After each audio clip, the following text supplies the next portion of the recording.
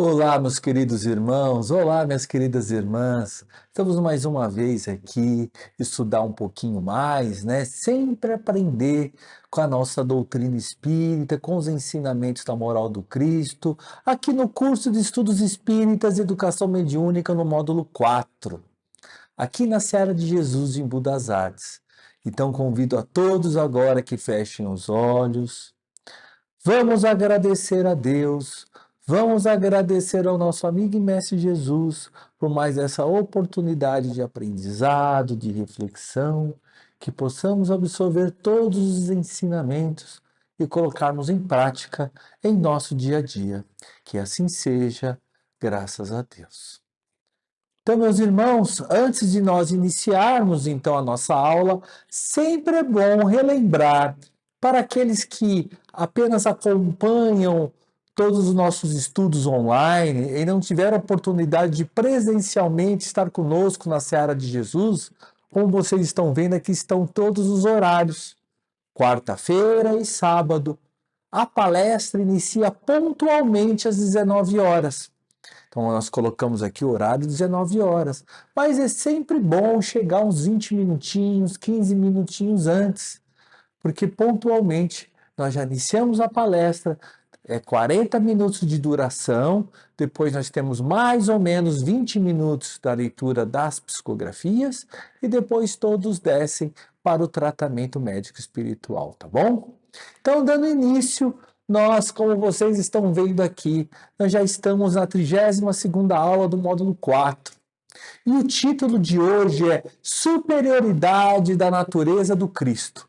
Como vocês estão vendo, nós acompanhamos então todo o material didático da federação e diz respeito à aula de hoje ao curso de aprendiz do Evangelho primeiro ano, da aula 21, da 21ª aula.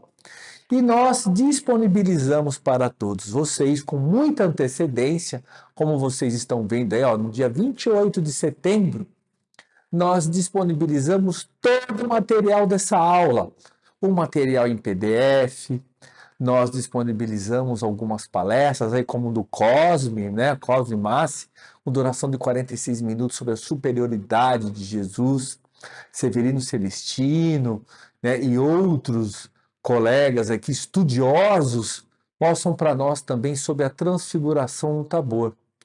Então, hoje, nós vamos falar um pouquinho mais da questão mais filosófica da aula, né, do tema superioridade de Jesus. Porque a aula, o material didático, ele é tão explicativo e tão sucinto ao mesmo tempo da compreensão, que eu achei interessante nós falarmos mais da questão filosófica da superioridade de Jesus. E nós deixamos aqui de consulta todo o material, mas nem por isso deixamos aqui, obviamente, de colocar aqui, dar uma passada sobre o tema. E o tema são duas questões básicas da lição de hoje. Então, a primeira questão, como vocês estão vendo aqui em cima, é: Jesus é Deus? Nós vamos entender aqui algumas questões dos dogmas dos nossos irmãos católicos, porque desde o concílio, há basicamente aí, vai 1.600 anos, um pouquinho mais, eles fazem essa confusão de Deus com Jesus. Uma hora Jesus é Deus, outra hora é filho de Deus. Então tem alguma confusão, mas essa confusão diz respeito também à leitura estrita do capítulo de João, né, do capítulo 1, que nós vamos ler aqui juntos. No Evangelho de João apresenta Jesus dizendo. Então, João está apresentando Jesus, não é Jesus que está falando. No princípio era o Verbo, e o Verbo era Deus. No princípio, ele estava com Deus. Tudo foi feito por meio dele. E sem ele, nada foi feito. Olha só. E o Verbo se fez carne e habitou entre nós, e nós vimos a sua glória, glória que ele tem junto ao Pai, como Filho único, cheio de graça e de verdade. Olha só, meus irmãos, aqui o texto, né, do capítulo 1, nós vamos encontrar então dos versículos de 1 a 3 e do versículo 14. Eu coloquei aqui agora para vocês, né, a obra de Obras Póstumas de Kardec, que faz parte também, né, do nosso conjunto de obras da doutrina espírita, no item 7, meus irmãos. Eu nem coloquei aqui por escrito, que eu vou fazer apenas alguns comentários com vocês. Então, como vocês estão vendo aqui em Obras Póstumas, nesse item, que é o item 7, Kardec deixa muito claro, através da análise e na época do auxílio dos irmãos de alta hierarquia, que todas essas citações são de João e não de Jesus. Olha só, aqui está exprime então uma opinião pessoal de João. Aí vem aquela indução, obviamente, né, onde nós vamos encontrar esse misticismo habitual da linguagem, né, justamente dessa confusão que atribui, então, Deus a Jesus ou Jesus a Deus. Então, como vocês estão vendo, Verbo é Deus. Por que Verbo é Deus? Porque é a palavra de Deus. Então, Jesus recebeu diretamente, então, de Deus toda essa missão de revelá-lo para nós, as lições divinas, a essência da lição divina. Como vocês podem aqui olhar, né, o Verbo se fez carne e habitou entre nós. O Verbo se fez carne e habitou entre vós. Isso pode confundir. Jesus pôde, então, estar encarregado de transmitir a palavra de Deus. Agora, ele não é Deus propriamente dito. E o Verbo se fez carne e habitou entre nós. E nós vimos a sua glória, a glória que ele tem junto ao Pai, como Filho único. Olha só. Aí já começa o esclarecimento. A glória de que ele tem junto ao Pai, como Filho único, cheio de graça e de verdade. Agora nós vamos colocar aqui as próprias palavras de Jesus logo a seguir, no mesmo livro de João, só que em João 7, capítulo 7, e no capítulo 12. Olha só a diferença. Porque não falei por mim mesmo, mas o Pai que me enviou me prescreveu o que dizer e o que falar. E sei que seu mandamento é vida eterna. João capítulo 12, versículo 49. Então, a minha doutrina não é minha, mas daquele que me enviou. Aí está deixando absolutamente claro que Jesus é Jesus e Deus é Deus, o Criador incriado. Como na primeira pergunta do livro dos Espíritos, quem é Deus? Então, se alguém quer cumprir a sua vontade, reconhecerá se minha doutrina é de Deus e se falo por mim mesmo. Então, meus irmãos, ficou muito bem claro essa questão e essa polêmica que os dogmas da igreja trazem para nós. Outra pergunta que também confunde muito sobre a superioridade de Jesus. Era o corpo de Jesus carnal ou fluídico? Rusteng, na época da codificação, levantou essa polêmica e dessa polêmica gerou várias citações e obras. E eu me desculpe, meus irmãos, mas não vou entrar agora nesse mérito. Por que eu não vou entrar nesse mérito? Lá no material já finaliza de forma muito clara que eu vou aqui trazer para vocês, para nós prosseguirmos então mais nas questões filosóficas. E José Herculano Pires e Júlio Abreu Filho fazem uma análise então dessa teoria do rostonismo, né? Que dizem sobre essas revelações e diz o seguinte, ó, coloquei até em negrito para vocês: primam pela ausência de bom senso.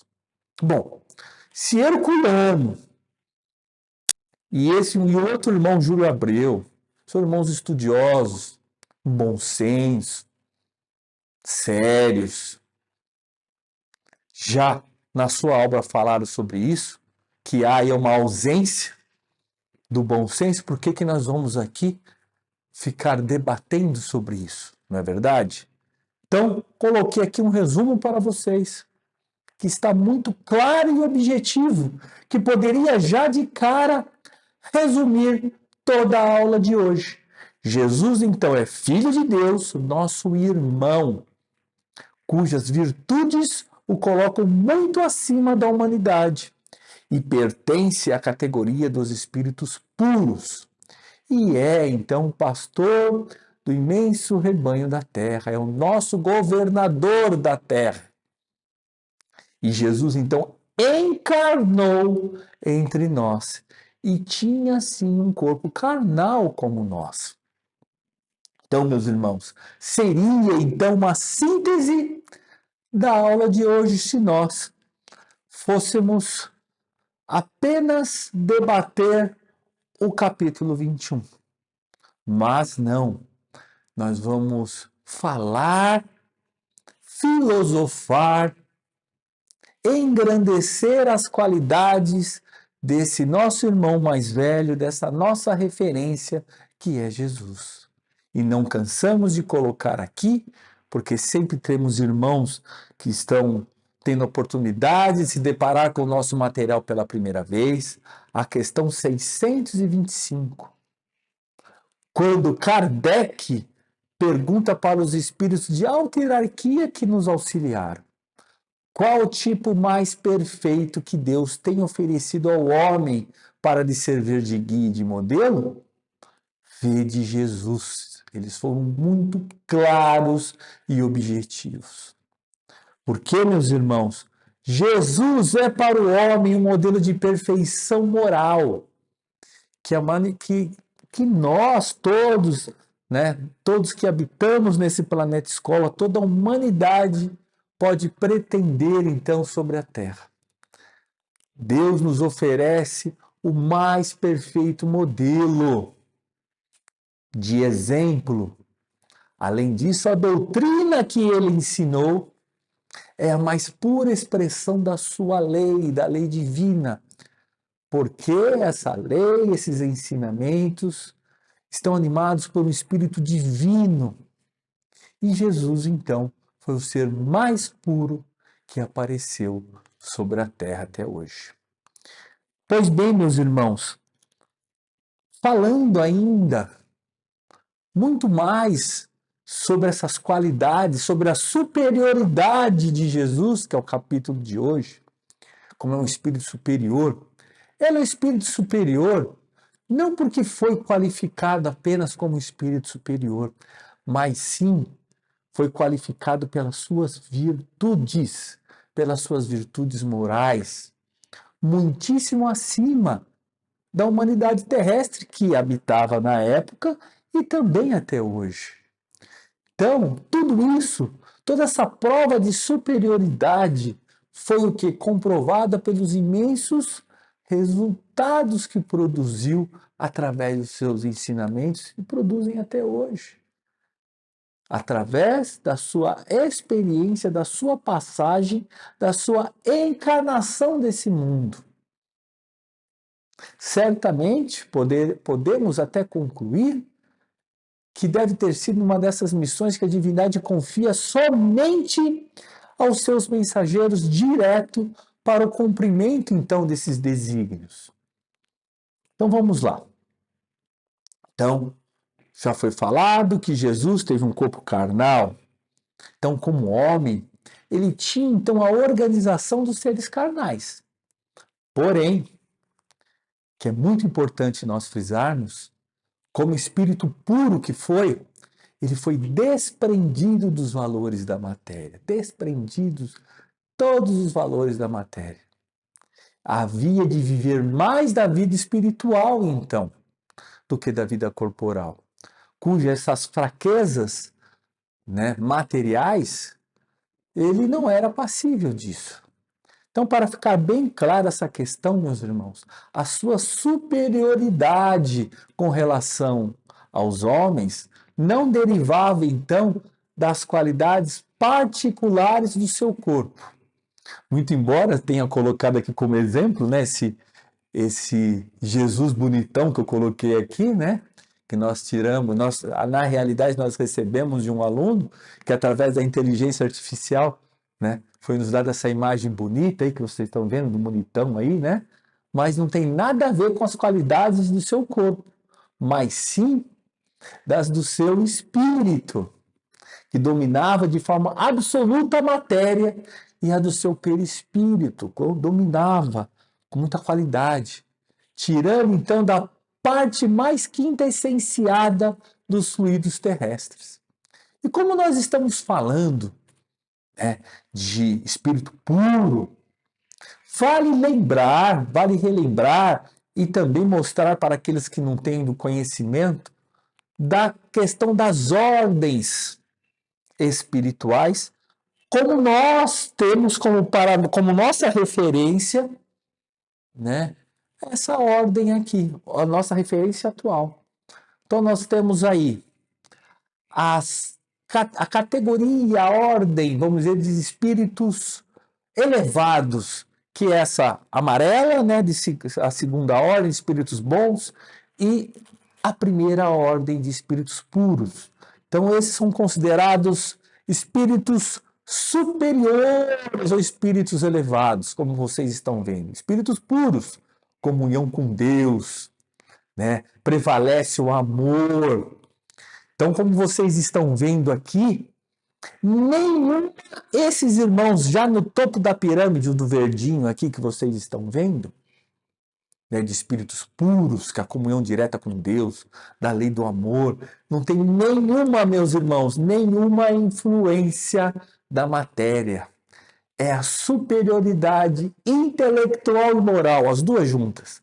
Intelectualidade moral e intelectual absoluta com relação aos outros espíritos. Aí vocês estão vendo aqui de amarelo, né, de segunda ordem, espíritos bons. Não são puros, são bons. Por que bons? Porque o bem predomina, não é 100% ainda. O bem predomina, porque tem o desejo do bem, a bondade. Tem a predominância do espírito sobre a matéria e o desejo do bem.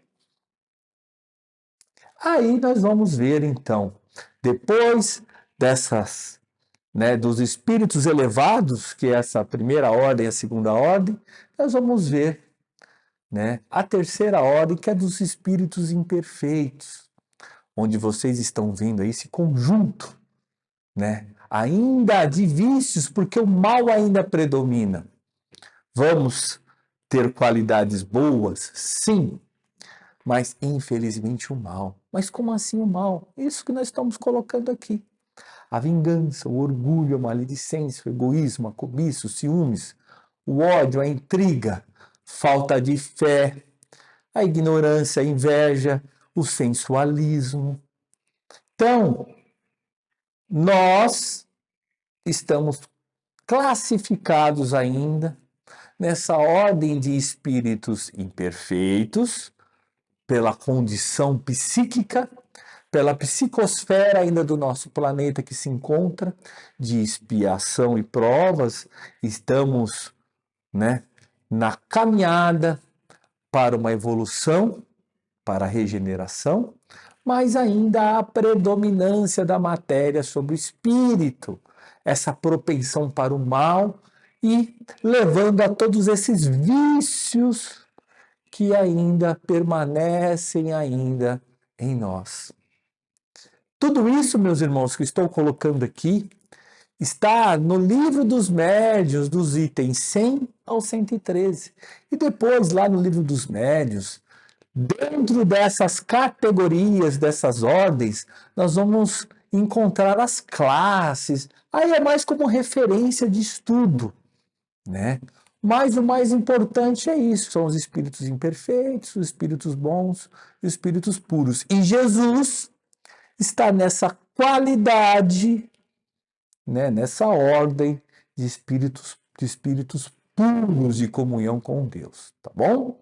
E estando então nessa ordem, nessa primeira ordem, no livro A Caminho da Luz, justamente mostra para nós, é um livro muito interessante, mostra para nós e revela para nós realmente que Jesus é o nosso governador espiritual. Participou então da formação da nossa Terra há aproximadamente 4 bilhões e meio de anos. 4 milhões e meio de anos, ele auxiliou, ele comandou, ele organizou a formação da Terra e contou com assessores de mais alta qualificação, que são os espíritos puros, né? Que vocês viram naquela escala anterior. Esses espíritos que apresentavam então esses potenciais de grandeza intelectual, emocional, e esses espíritos puros, né, acompanharam toda a evolução da Terra ao longo dos milênios. E Jesus, da sua grandeza, né, espiritual, dirigindo, segundo Emmanuel, mais de 22 bilhões de espíritos que evoluem, então, nesse planeta escola, um trabalho coordenado, estratégico, conduzido, então, por esses espíritos, essas mais altas competências da moralidade. E, como vocês estão vendo, Jesus, então, se dispõe a vir ao mundo, se dispõe a encarnar para nos auxiliar. Então, Jesus, que já era um espírito puro, como vocês viram naquela escala anterior, ele resolveu vir nos auxiliar. Então, dessa grandeza de espírito que é Jesus, veio auxiliar o progresso desse nosso planeta escola, para que na época, há 2000 anos atrás, nos auxiliarmos a passarmos de um planeta primitivo, muito mais primitivo que hoje, muito mais inferior que hoje, um planeta primitivo, rumo ao planeta de expiações e provas. Olha só, muito mais atrasado do que hoje. Então ele se dispõe então a tomar uma veste humana, como nós já falamos, experimentar então todas essas fragilidades de um encarnado, que é portador, com uma missão, meus irmãos. A missão de trazer aos homens as perspectivas do mundo espiritual. Conduzi-los ao homem, então, ao autoaperfeiçoamento através da lei do amor. Então, nesse trabalho, Jesus já começa, então, a selecionar os seus colaboradores, como vocês estão vendo. Uma espécie, então, meus irmãos, de RH celeste. Então começa um trabalho de seleção. Só que desta vez, meus irmãos, olha só. Dessa vez a sua missão está encarnado. Não está ainda na sua condição de plenitude e de erraticidade, formando o nosso planeta escola com o auxílio de espíritos puros. Desta vez encarnados. E eles, né, não está mais dotando aqueles espíritos dotados daquela inteligência celestiais, não. Agora ele está auxiliados de seres humanos, como vocês estão vendo. Seres humanos frágeis, seres humanos imperfeitos, portadores, então, de grandes deficiências, que foram, então, os seus apóstolos. Olha só. Então, na formação do globo, na erraticidade, irmãos puros, e agora, irmãos imperfeitos como nós, para auxiliar na execução de sua missão evangélica. E aqui, falando em superioridade de Jesus, como Haroldo Dutra disse, Haroldo Dutra, em uma de suas palestras, disse que o mestre que havia optado pela manjedoura foi justamente para dar aos homens uma grande lição de construção interior do reino de Deus. Olha só o exemplo de espírito puro que era Jesus. Que porque a manjedoura é uma lição que não importa de onde você veio e não importa como você começa, mas o que importa para onde você caminha, meus irmãos. Isso que é interessante. Isso nos remete a que o espírito, ele não é perfeito, ele é perfectível. Todos nascemos, todos temos o mesmo princípio, simples e ignorantes, mas vamos em rumo à trajetória da nossa perfeição e da nossa elevação. Um outro exemplo aqui de superioridade, como vocês estão vendo aqui nesses exemplos, tudo se inicia simples. Como vocês estão vendo, uma semente de mostarda que pode se transformar numa grandiosa árvore. E essa árvore grande pode se representar através da lição da evolução e do aprimoramento espiritual. Mas, como já foi dito, fomos criados simples e ignorantes rumos à perfeição. Então tudo se inicia com uma sementinha e transforma depois numa árvore bonita. E muitos, infelizmente, pela falta de conhecimento, muitos esperavam uma mudança repentina. Muitos imaginavam então um reino no mundo, conforme os reinos do mundo. Mas Jesus disse: meu reino não é deste mundo. Quando Jesus fala, meus irmãos, que meu reino não é deste mundo, Jesus comparará o seu reino a uma semente. A uma semente que é lançada na terra e vai crescendo, até se tornar então uma árvore. Como a dizer, meus irmãos, de uma forma simples, dizer que há então um processo, um procedimento. Por que um processo, um procedimento? Porque um dia, o reino dos céus ou o reino de Deus estará também aqui na terra. Mas até lá, meus irmãos, até lá deve começar como essa semente, colhida no solo, no coração de cada um de nós, cultivada, regada, protegida, a fim do quê? A fim do que floresça e frutifique. Por isso, então, que na parábola de Jesus, vemos então o reino comparado a esse processo, não uma mudança repentina. Então, a parábola então da semente é um processo que deverá ser percorrido, meus irmãos, por cada um de nós. Aí mostra a superioridade dos ensinamentos de Jesus. E, lógico, não podemos deixar de esquecer, diante dessa superioridade, Jesus então se propõe um maior desafio, meus irmãos. Maior desafio, que é o desafio do Evangelho. Por que é um desafio? Porque, meus irmãos, o Evangelho não é uma obra de anjos para seres imperfeitos. O desafio, então, do Evangelho é uma obra de seres imperfeitos que querem se tornar anjo, querem evoluir. É muito diferente. É muito diferente.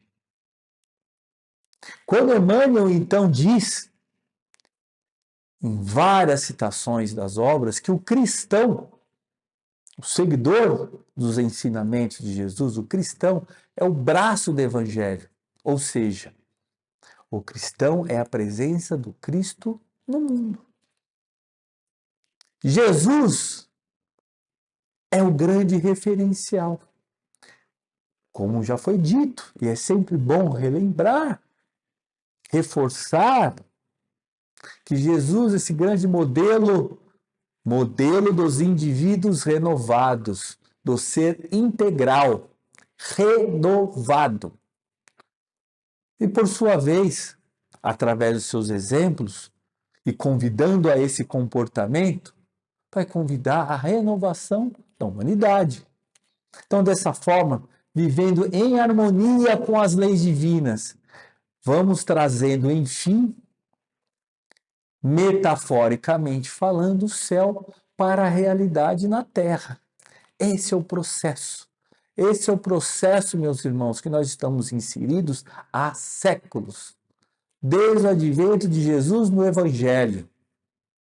Há muitos anos, Jesus nos coordena a essa evolução, então, planetária. Desde aquele período de transição de primitivo para o mundo de expiação e provas, agora do mundo de expiação e provas para o mundo de regeneração, com todos esses ensinamentos. Por isso que temos o nosso modelo guia. Vamos aos poucos, então, incorporando nas nossas vidas esses traços de Jesus através do seu evangelho.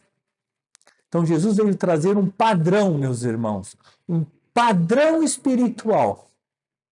E dizer que fomos feitos, então, para amar, fomos feitos para perdoar, para nos libertar das mágoas, para superar, para transcender, meus irmãos.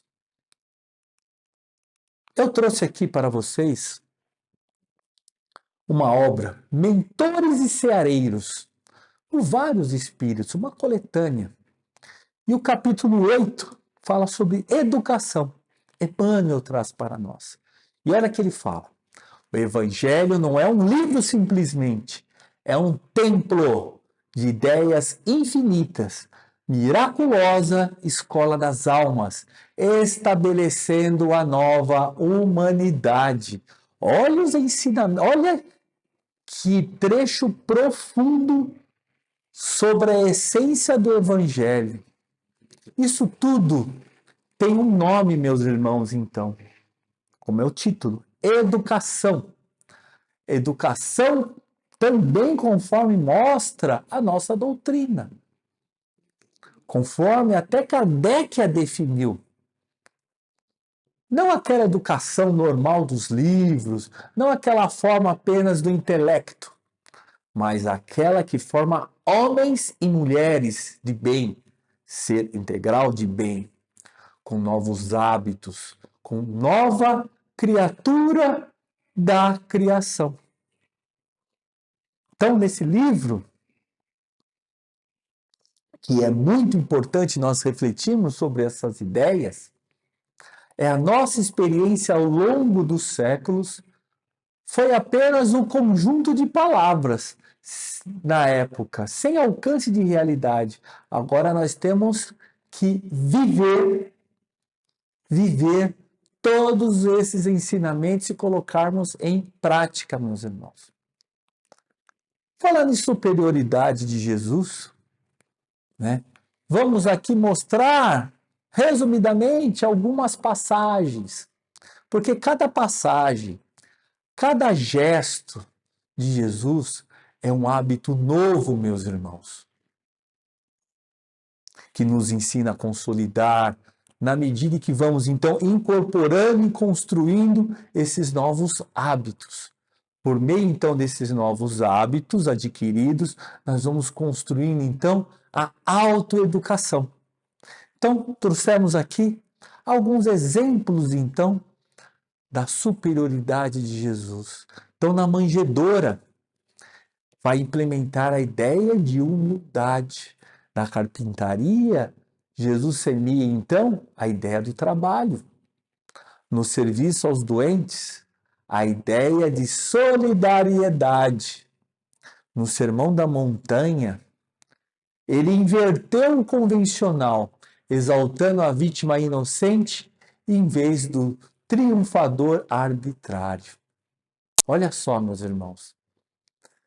Naquela época, eram enaltecidos os guerreiros, aqueles que iam nas batalhas e cortavam não sei quantas cabeças e vencia e tal.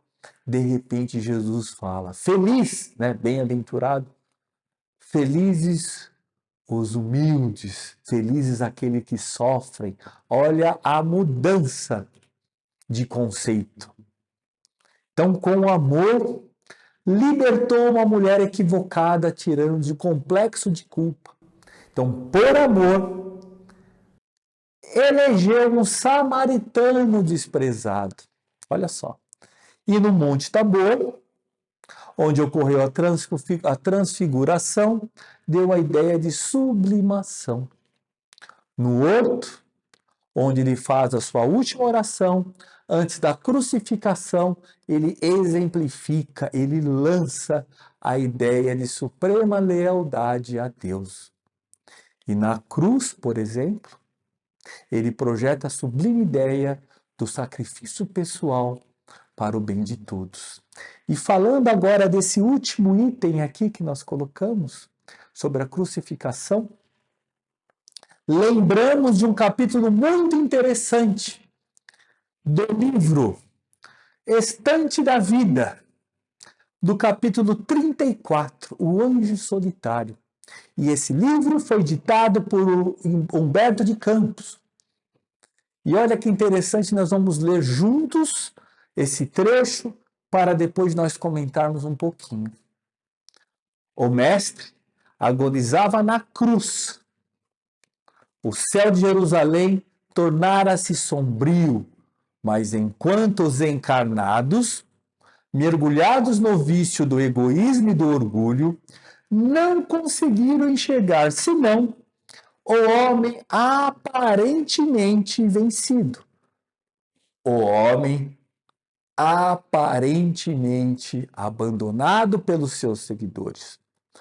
O homem que se tornara réu de crimes não cometidos, esses seres humanos não perceberam o fenômeno espiritual grandioso que se desdobrava aos olhos do Cristo. Olha só, meus irmãos, nesse capítulo, então, Humberto de Campos, ele descreve uma cena belíssima que revela o final da missão gloriosa de Jesus na Terra. Então ali o mestre agonizava então na cruz, então o céu de Jerusalém, né, tornava-se sombrio. Então Humberto de Campos, ele narra ali, diante de tudo que vocês estão lendo agora nesse capítulo, ele narra que ali fios de claridade, meus irmãos. É muito interessante esse livro. Leiam esse livro, leiam esse capítulo na íntegra. Então, fios lá de claridade ligavam a cruz de Jesus aos céus. Então, vinha aquelas entidades de espíritos puros, como nós já falamos, espíritos puros, entidades angélicas, né, que ele consta no livro, lá entidades angélicas, divididos em grupos. Aos milhares, meus irmãos, aos milhares desciam então ao Monte do Calvário e se aproximavam de Jesus. Então, algumas delas ali se reuniam, formavam uma espécie de coral celeste, olha só, né? E entonavam canções ali para mudar a vibração, para harmonizar o ambiente e o coração de Jesus no meio daquele sofrimento. Outros traziam bálsamos que gradativamente foram ali aplicados ali naquelas feridas de Jesus. E outras simplesmente se colocaram ao lado de Jesus, sustentando os últimos momentos do seu testemunho aqui na terra. Aí, meus irmãos, o que eu achei muito interessante, o que é muito interessante nós lermos nesse capítulo, que narra assim de uma forma assim que parece que nós estamos ali naquela cena, Então, diante de tudo aquilo, daquele monte de espíritos puros ali, um anjo, um anjo, um desse espírito puro, veio rápido e ligeiro ao encontro de Jesus, que é o nome do título, o anjo solitário. Chega apressado e sua primeira atitude qual que foi? Foi de se aproximar de Jesus e tentava dizer alguma coisa para ele. Aí chega próximo a Jesus, fica alguns segundinhos ali, que narra Humberto de Campos, alguns segundinhos e pumba, dispara. E conclui no capítulo, Humberto de Campos, que era o anjo da caridade. E pedia a Jesus, né? E Jesus, na realidade, né? Jesus pedia a esse espírito que fosse ao encontro do apóstolo Judas, que tinha acabado de cometer o suicídio.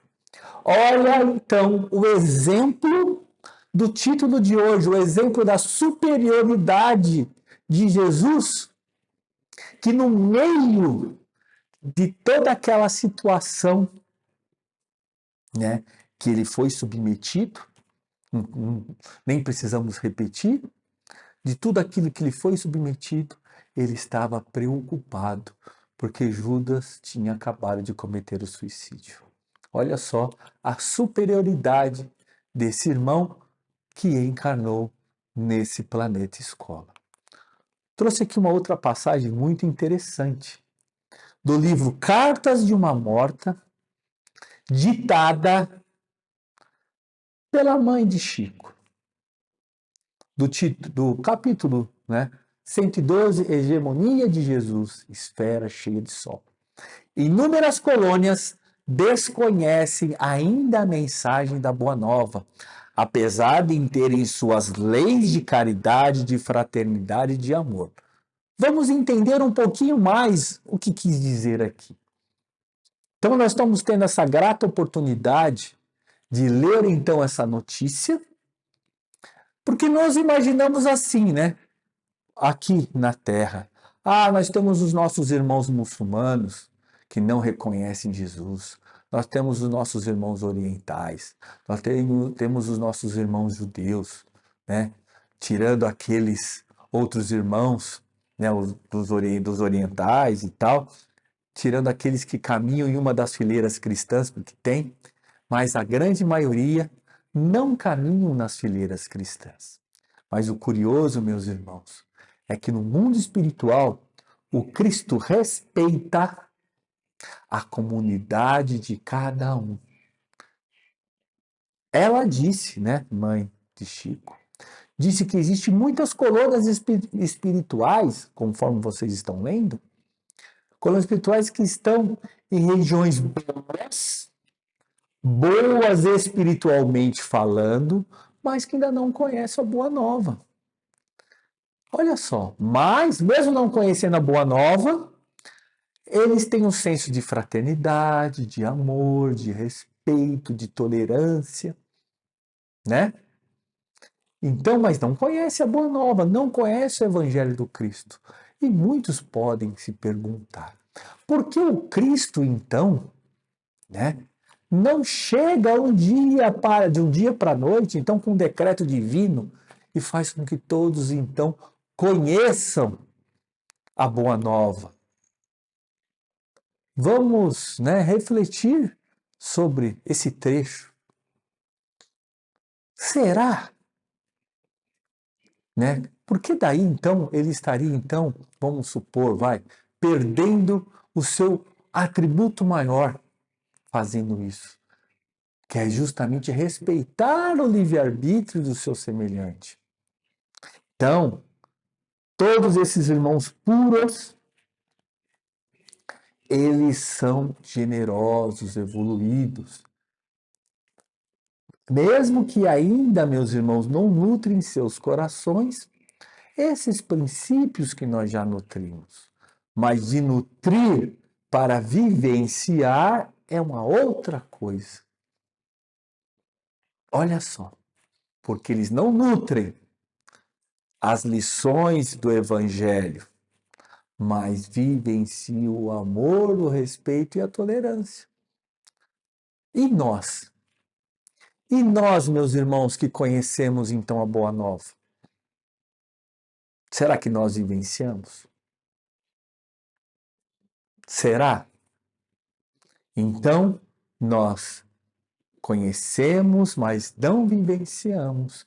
Então, nós não sabemos o que é pior, então.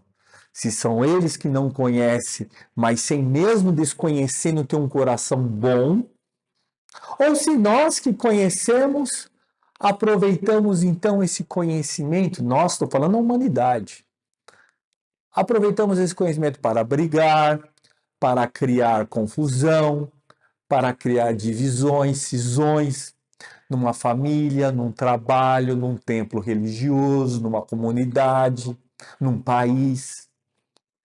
Então, esse conhecimento, meus irmãos, é importante. Lógico, quando bem apregoado. Porque nada adianta se você então tem um conhecimento e você guarda somente para si em forma de demonstração. Ah, eu sei, eu conheço. Não, meus irmãos, não é isso. Não é essa a finalidade do conhecimento. Já foi, meus irmãos. Já foi o tempo em que nós, da humanidade, medíamos através da força com o nosso semelhante para ver quem tinha mais conhecimento. No passado era força, mudou-se. Mudou, meus irmãos. Hoje é a razão e a lei do amor. Que justamente nós estamos tendo mais maturidade através da superioridade de Jesus, que é o tema de hoje. Porque o conhecimento veio na nossa vida para nós auxiliarmos aquele que tem uma deficiência para enxergar aquilo que nós já enxergamos. Trouxe aqui para nós essa imagem bonita de Chico. Jesus sempre esteve e está em minhas lembranças como um protetor poderoso e bom, não desaparecido, não longe, mas sempre perto, não indiferente aos nossos obstáculos humanos, e sim cada vez mais atuante e mais vivo. Então é isso, meus irmãos. Jesus está cada vez mais presente na nossa vida, porque nós estamos tendo condições e maturidade para compreender cada vez mais e vivenciar cada vez mais o Evangelho de Jesus. Por isso, ele está cada vez mais próximo de nós. E cada vez que nós vamos evoluindo, nós vamos estar mais próximo dos conhecimentos do Evangelho.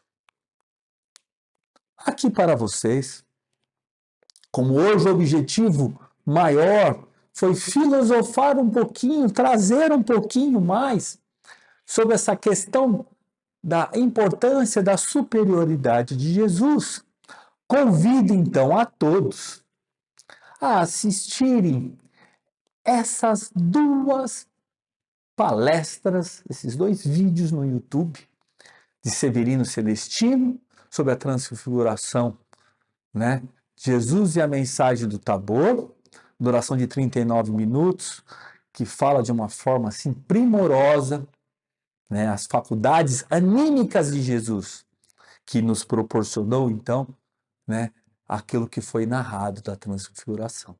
E também um resumo, uma síntese, né, do nosso outro irmão, que tem uma duração aí de 4 minutinhos, que é o Jorge, trouxe para nós 4 minutinhos, uma definição muito bacana que resume toda essa questão da transfiguração no Tabor. E encerrando com essa bela imagem de Jesus, uma imagem que nós temos que ter como referência apenas da sua superioridade, né? Não vamos quantificar sobre a beleza material, se na época era assim, era assado, se não poderia ser, não importa. Colocamos aqui apenas como uma referência, porque o nosso maior exemplo é Jesus, médico das almas, como o Evangelho, como Emmanuel diz, que o Evangelho de Jesus é a escola da alma. Então estamos ainda longe, lógico, do tipo biológico habilitado a refletir, então, integralmente a inspiração de Jesus. Mas, meus irmãos, atendendo aos imperativos da educação, como foi dito, da educação, reduziremos, lógico, uma longa luta. Por ora, nós não vamos poder aí esperar refletir integralmente ainda Jesus e a grandeza do Evangelho. Vamos cada vez mais maturando esse conhecimento, mas sempre, meus irmãos, nos consagrando na autoeducação. Isso é importante, nos consagrando na tarefa da educação em sentido amplo, meus irmãos. Aí nós estaremos escolhendo os caminhos mais suaves, como diz Jesus: comigo o jugo é suave, é leve, o fardo é leve. Então, com todos esses ensinamentos, esse autoconhecimento, estaremos evitando as longas e ásperas curvas que temos percorridos, então, nas sendas das ilusões e das paixões. Porque estaremos encontrando o caminho estreito, meus irmãos, mais reto, que vai nos conduzir ao reino de Deus e essa superioridade que nós estamos falando. Então, Cristo em nós, na essência, vai carregar todos os valores, as ideias, os princípios cristãos. E mesmo aqueles que dizem não sou cristão, se carrega todas essas qualidades, então será um cristão na essência, porque está refletindo todos esses princípios. Então que Jesus nos ilumine e guarde hoje, amanhã e sempre. Graças a Deus. E logo mais passaremos aí a questão reflexiva para vocês responderem no Google Sala de Aula. Até a próxima oportunidade, meus irmãos. Fiquem todos com Deus.